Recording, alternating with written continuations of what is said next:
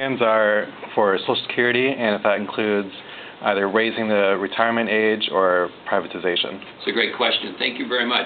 Question for those who couldn't hear it related to what are we going to do about Social Security, and I'll just expand the question or the answer to the entitlement programs more broadly.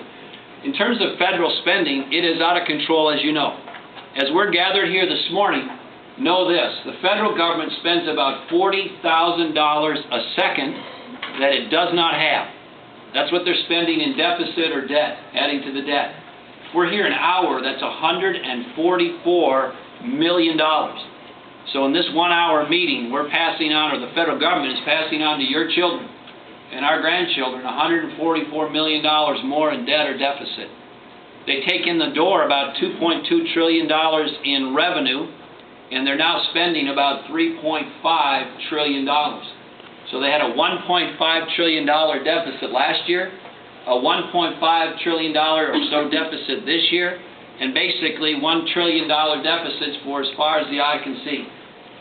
Now, I don't know about you, but I don't think that's just irresponsible. I don't think that's just reckless. I think that's immoral. And one of the things it does is it makes America go around the world with its hat in hand as a beggar nation to other places saying, will you please buy our debt to keep our Ponzi scheme afloat? That's not the United States of America I grew up in. That's not the United States of America we want for the future, and we're going to fix it. So here's how we got to do it.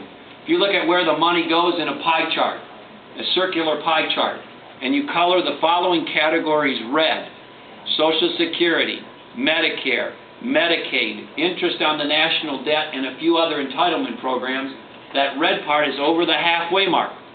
And at the rate at which it's growing, it'll be over the 3/4 mark in about 15 years or less. Most of the rest is defense. If you believe what I believe about defense, which is we need to maintain it, we can slow down the increase, we can make it more efficient, we can reprioritize and the like, but basically we need to maintain it, then the main way forward is you got to fix the rest of the red part. There's a small sliver in there for everything else, but it's a relatively small sliver. So here's the quick program. On Social Security, we made a promise to people we should keep it.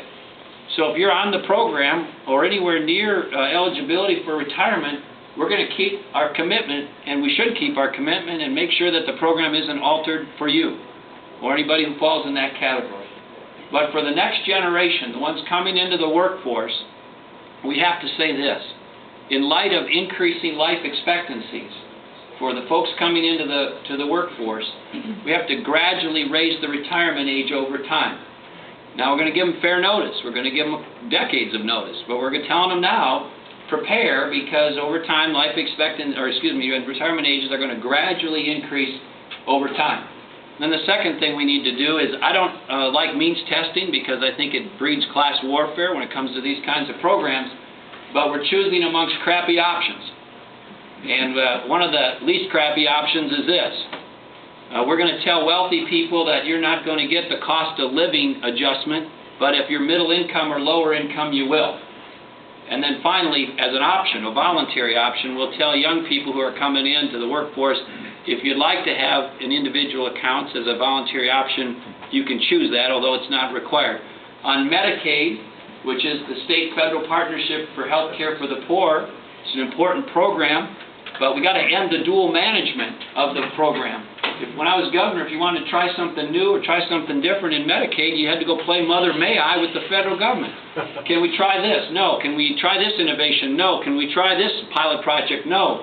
Can we do it a different way? No. By the way, they'd say submit 20 boxes of documents and wait 2 years for the answer. That's not the way the world works anymore. We need to have a quick, fast, lighter, more entrepreneurial approach to solving this problem. That's why I think we should shut off the autopilot feature, decide what we can afford on the program each year, block grant the whole thing to the states, allow the laboratories of democracy, the states, to run the program with only one requirement. You must use the money for health care for the poor, but you can innovate, you can share best practices, you can cooperate with other states, you can compete, you can try new things. And I think after 3 or 5 years, you'd see some amazing results. Medicare is a longer answer. But again, we have to say to people, we made a promise to you, we'll keep it. So if you're on the program or near eligibility, things will remain the same for you. But going forward, we want to have Medicare providers, hospitals, clinics, doctors, and providers get paid not just for how many procedures they perform. We want to start incentivizing them for whether they're actually making people better. So we want to switch the system from a volume-based system to a results system, so that providers are getting bonuses and rewards and incentives for better health care outcomes. That's what we did in Minnesota, and it works.